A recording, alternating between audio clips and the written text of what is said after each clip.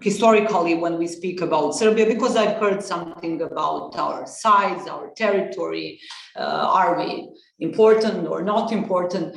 I think these kind of perceptions are not useful, because even if you consider Serbia as a small country, we are the biggest in the region of Western Balkan. More than 55% of total population of Western Balkan are Serbs. More than 45% of territory of total of Western Balkan is Serbia. And it's not about the size and the number of people, but because we are at the panel on historical, let's say, facts or historical reasons why Serbia should be a member state, I just want to say that this small country with a small population lost 2/3 of male population during the Great War, defending freedom and, I would say, prosperity of Europe. Not to mention the Second World War, and unfortunately, of course, all things that happened during the 90s. But after a century of wars and tragedies, I think that we have shown a huge and strong and very energetic rebirth capacity as a country, as a nation, as a people, and that we are trying to build the peace and stability with all other nations and countries in the region of Western Balkan. I think this is a huge contribution to the vision of Europe promoted by this current European Commission, and it's, as I'm quoting, geostrategical interest to include Western Balkan into the European Union membership. But more than that, and I will say just a couple of words, not want to be too long in my speech, but maybe we should remind ourselves that the Paris Charter for a New Europe in 1990 gave a clear trajectory for all European countries, because it has been said that without unifying Europe from east to west and from the north to south, Europe cannot be stable and at peace, prosperous and at peace. So I think that enlargement should be considered in the context of finalizing the great vision and idea from the Paris Charter of a New Europe, and that enlargement is not some unpopular joint common policy of European Union that should be paused.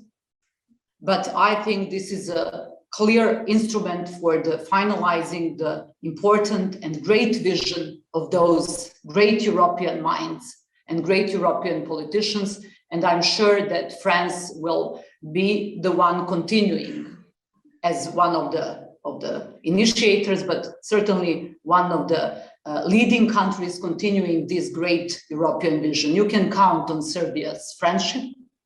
We always thought that, even we know that for France and French people, Martinique is maybe closer and more, emotionally closer for you than Western Balkan and Serbia. But for us in Serbia, France is great friend, is a country that we admire and that we always want to be a friend.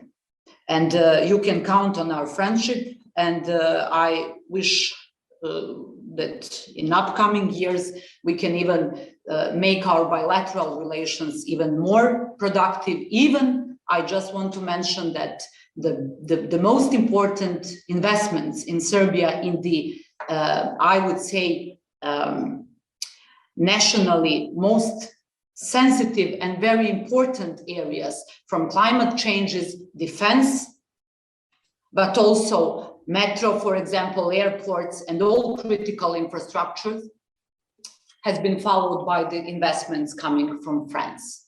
And that shows how we appreciate and how we believe in our friendship. And I'm sure that during the French presidency, with the good results that we have made when it comes to the referendum and continuing our work on the judicial reforms, I'm sure that, and of course, in the cluster 4 of Green Deal and Green Agenda, where we expect, especially French companies to be very active and to help us in this huge and difficult and expensive transition toward Green Deal goals.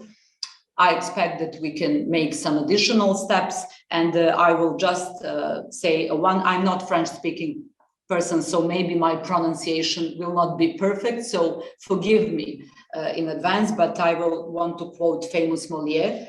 He said, "Plus grand est l'obstacle et plus grande est la gloire de le surmonter." And I really think that we can do this difficult job jointly in the best interest of the Europe and the new vision of a competitive, strong, and revitalized Europe. You can count on Serbia.